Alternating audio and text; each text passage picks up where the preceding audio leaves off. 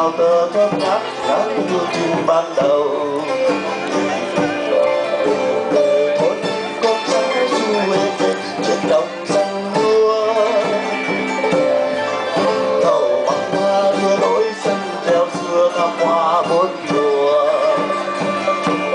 Nhà anh mái lá tháng năm vẫn chưa nghe tiếng dòng nước mưa, có dàn gấm sang mưa, có hồ đá linh thư và lòng chim vẫn ngát ngát bao câu mong chờ. Ôi đêm tranh thâu nhà, mọi mùa lên tiếng đốt tay như cần lao. Ôi hai con giang đầu che bước chung vui nở màu. Tình ta lên men rồi còn chỉ ngăn cánh đồng mà chưa trao giấc mơ cùng nhau. Màu mà con em mong rằng đôi ta có được duyên ban đầu.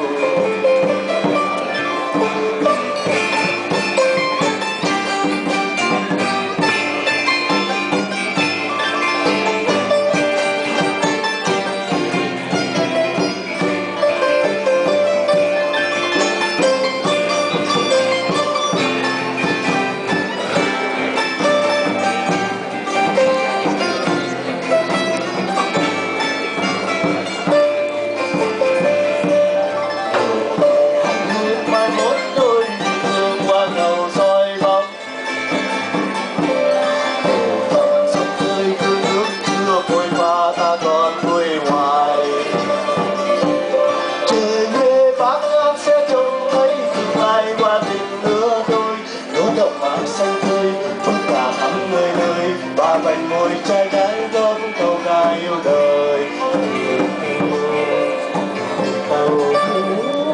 Chung với con tôi đã chân về mong duyên.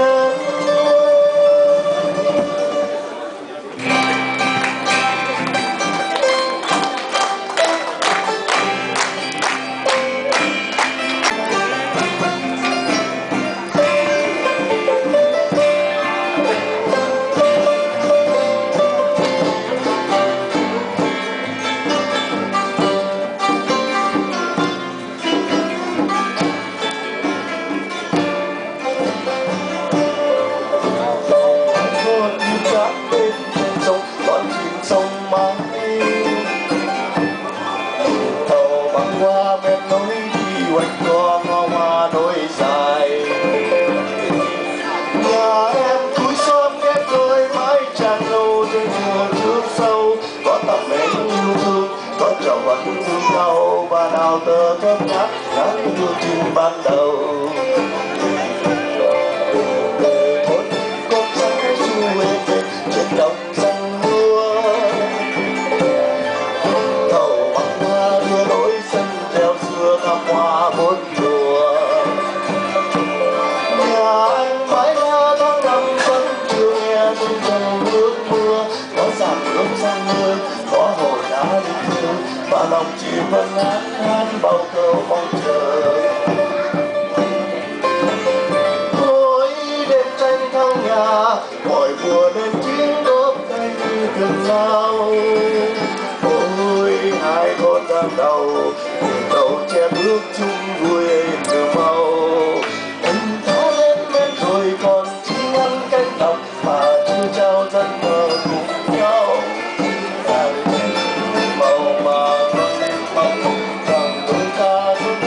Ban đầu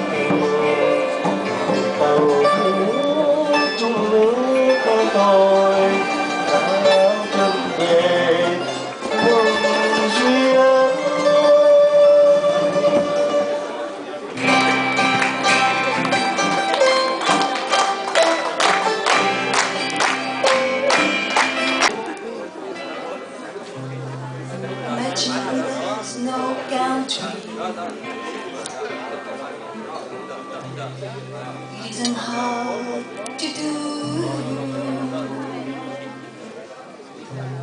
nothing to kill or die for,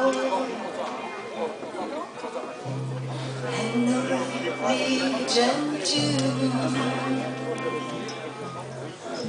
Imagine all the people living life in peace.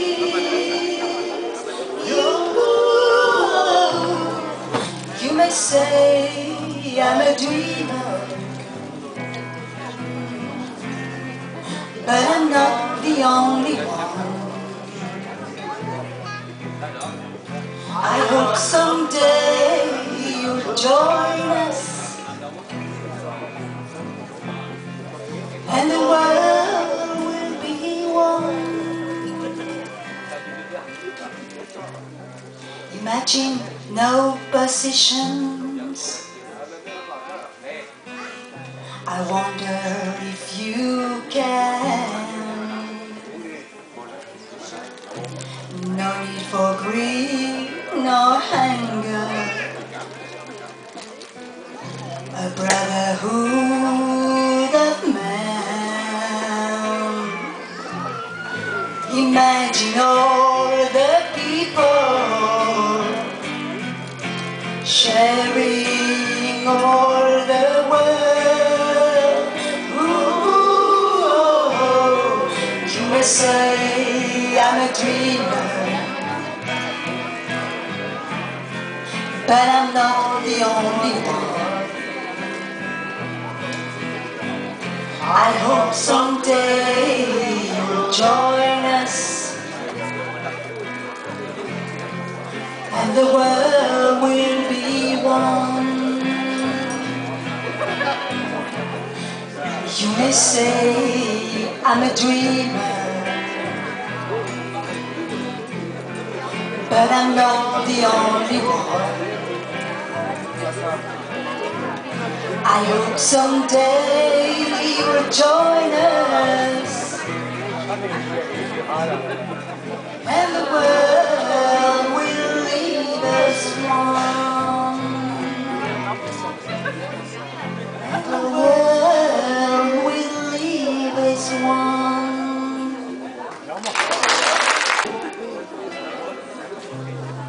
Imagine there's no country. It isn't hard to do, nothing to kill or die for, and no religion too. Imagine all the people living life in peace. You may say I'm a dreamer, but I'm not the only one. I hope someday you'll join us,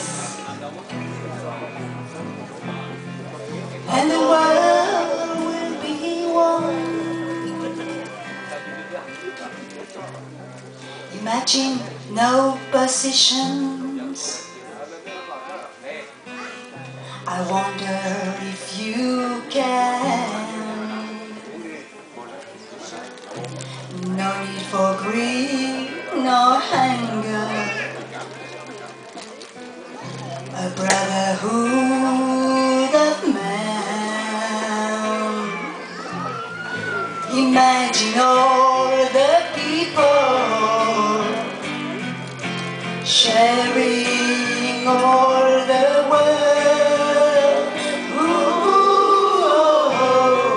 you may say I'm a dreamer, but I'm not the only one. I hope someday you'll join us, and the world will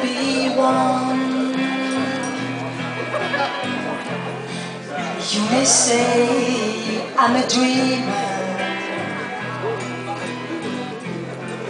but I'm not the only one. I hope someday you will join us, and the world will leave us one. And the world will leave us one.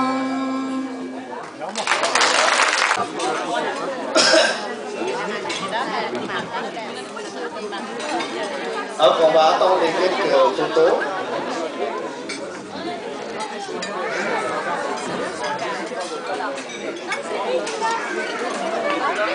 Regarde les mains.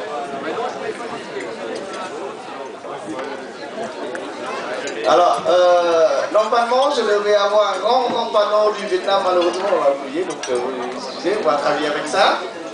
On va vous demander un peu de concentration après le bon dîner. Alors, donc ça c'est moi quand j'étais jeune.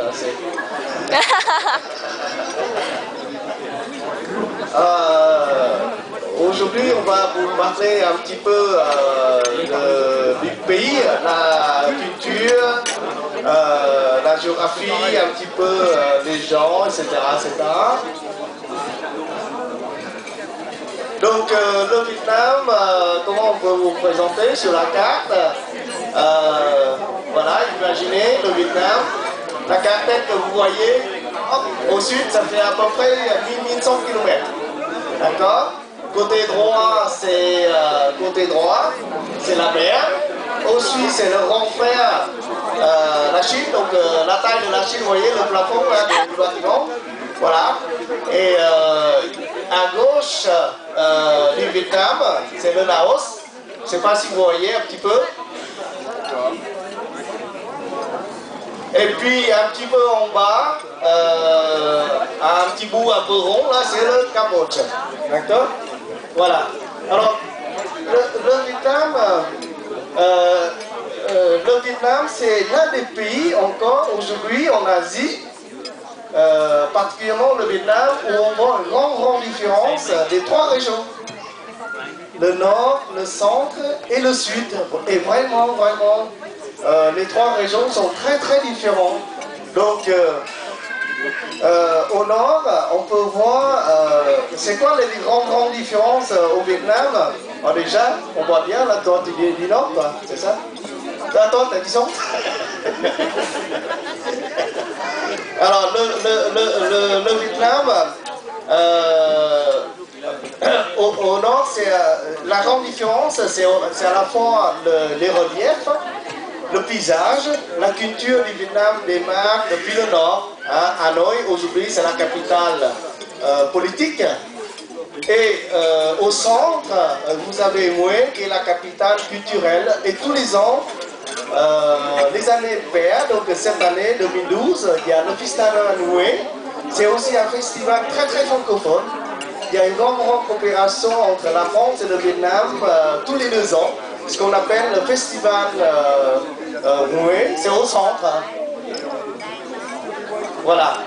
Et au sud, vos serpents, vous avez, c'est la plaine. Vous avez le delta du Mekong. C'est quoi ça? Hein?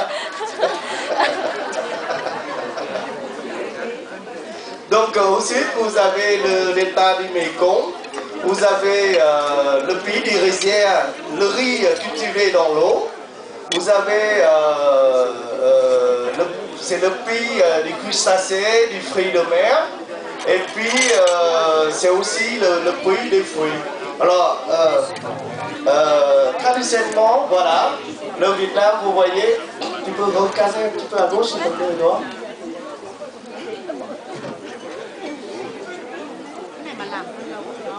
Alors, ce que vous voyez un petit peu symboliquement, le nord, c'est une pagode au nord, et le centre, c'est la cité impériale. On voit un petit peu, là, il nous manque juste le sud. Alors le sud, il n'y a pas grand chose à voir en termes de monuments, puisque toute la civilisation du Vietnam démarque depuis le nord. Et au fur et à mesure, les dynasties se sont installées au centre. Alors il y a dans le passé, il y a des maîtres comment on peut dire ça là, les maîtres qui étudient la terre, la géographie, etc., et qui ont choisi le centre pour faire installer tous les grandes dynasties du Vietnam. Donc aujourd'hui, par exemple, au nord, vous avez les trois régions, voilà. Alors, on voit le sud, t'as une norme contre les sudistes, du nord. Voilà, mais alors, vous voyez par exemple, toujours au nord, les différentes ethnies. Au Vietnam, il y a exactement 54 ethnies. Aujourd'hui, traditionnellement, beaucoup de gens commencent par visiter le nord parce qu'il y a la baie Along qui est classée 7e merveille du monde. Pourquoi aller visser les cailloux dans l'eau, etc., etc. Parce que le Vietnam aujourd'hui, la nature elle est encore bien préservée. Les plateaux, lorsque vous allez monter un petit peu au nord, vers les régions de Sapa, donc un petit peu vers côté est, nord du Vietnam, vous allez découvrir beaucoup d'ethnies. Les ethnies, ce sont les populations des montagnes, qui, voilà, un exemple, un Hmong. Et vous allez aussi découvrir la culture du riz en plateau. Donc, selon les différentes époques, vous allez découvrir un paysage jaune, jaunâtre ou vert. Vraiment, c'est toute l'année. Dans toute l'année, vous pouvez découvrir au Vietnam les différents paysages, même quand il pleut. Là, vous allez découvrir le vert vraiment très vert. En contraste avec les populations, les ethnies de Sapa, d'accord? Donc après, vous avez donc la capitale de Hanoï, vous avez la baie Along, vous avez aussi la baie Along terrestre, qui est vraiment très jolie à voir, d'accord? Alors au centre, après, pour descendre dans le centre, alors ça aussi, c'est aussi une ethnie du nord. Au centre, vous avez la cité impériale, vous avez la Hoi An, qui est aussi classée par l'UNESCO, qui est vraiment en termes de patrimoine culturel vietnamien, les maisons tout à fait en bois, la trace de différentes civilisations japonaises, chinois qui sont passés par là. Et aujourd'hui, Hoi An au centre, avec Da Nang, c'est vraiment une base balnéaire qui est très prisée également par beaucoup de touristes, y compris les Européens de l'Est. D'accord? Et après, vous avez le sud, c'est le pays des eaux. C'est le...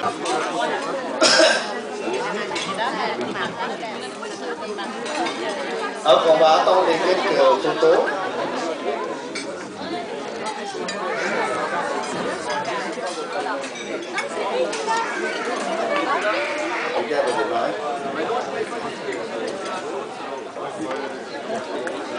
Alors, normalement, je devais avoir un grand panneau du Vietnam, malheureusement, on l'a oublié, donc excusez, on va travailler avec ça.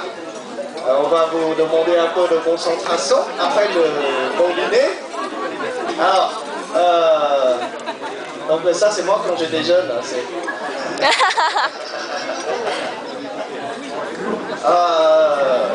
Aujourd'hui, on va vous parler un petit peu du pays, la culture, la géographie, un petit peu des gens, etc., etc.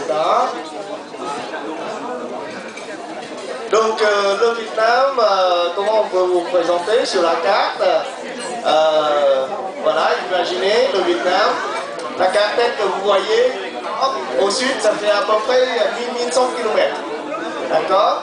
Côté droit, c'est la mer. Au sud, c'est le grand frère, la Chine. Donc, la taille de la Chine, vous voyez, le plafond là, du bâtiment. Voilà. Et à gauche, du Vietnam, c'est le Laos. Je ne sais pas si vous voyez un petit peu.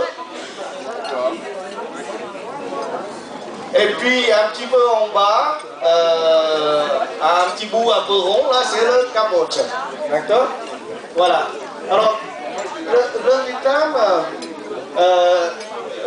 Vietnam, c'est l'un des pays encore aujourd'hui en Asie, particulièrement le Vietnam, où on voit une grande différence des trois régions. Le nord, le centre et le sud. Et vraiment, les trois régions sont très différentes. Donc, au nord, on peut voir, c'est quoi les grandes différences au Vietnam? Alors déjà, on voit bien, là, toi, tu viens du nord, toi, c'est ça? Toi, t'as dit ça? Alors, le Vietnam, au nord, la grande différence, c'est à la fois les reliefs, le paysage, la culture du Vietnam démarre depuis le nord. Hein, Hanoï, aujourd'hui, c'est la capitale politique. Et au centre, vous avez Hue, qui est la capitale culturelle. Et tous les ans, les années paires, donc cette année 2012, il y a le Festival Hue. C'est aussi un festival très francophone. Il y a une grande coopération entre la France et le Vietnam tous les 2 ans. Ce qu'on appelle le festival Hue, c'est au centre. Hein. Voilà. Et au sud, vos serpents, vous avez, c'est la plaine. Vous avez le delta du Mekong. C'est quoi ça? Hein? Donc au sud, vous avez le delta du Mekong. Vous avez le pays des rizières, le riz cultivé dans l'eau. Vous avez, c'est le pays des crustacés, du fruit de mer. Et puis, c'est aussi le pays des fruits. Alors, traditionnellement, voilà, le Vietnam, vous voyez, tu peux recaser un petit peu à gauche, s'il te plaît, le doigt.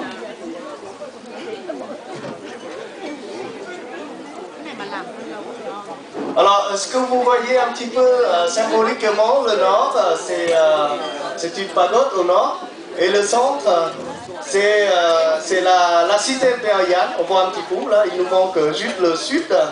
Alors, le sud, il n'y a pas grand-chose à voir en termes de monuments, puisque toute la civilisation du Vietnam démarre depuis le nord. Et au fur et à mesure, les dynasties se sont installées au centre. Alors, il y a dans le passé, il y a des maîtres, comment on peut dire ça là, les maîtres qui étudient la terre, la géographie, etc., et qui ont choisi le centre pour faire installer tous les grandes dynasties du Vietnam. Donc aujourd'hui, par exemple, au nord, vous avez les trois régions, voilà.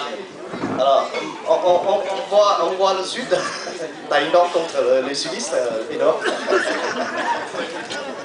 Voilà, mais alors, vous voyez par exemple, toujours au nord, les différentes ethnies. Au Vietnam, il y a exactement 54 ethnies. Aujourd'hui, traditionnellement, beaucoup de gens commencent par visiter le nord parce qu'il y a la baie Halong qui est classée 7e merveille du monde. Pourquoi aller visser les cailloux dans l'eau, etc., etc. Parce que le Vietnam aujourd'hui, la nature elle est encore bien préservée.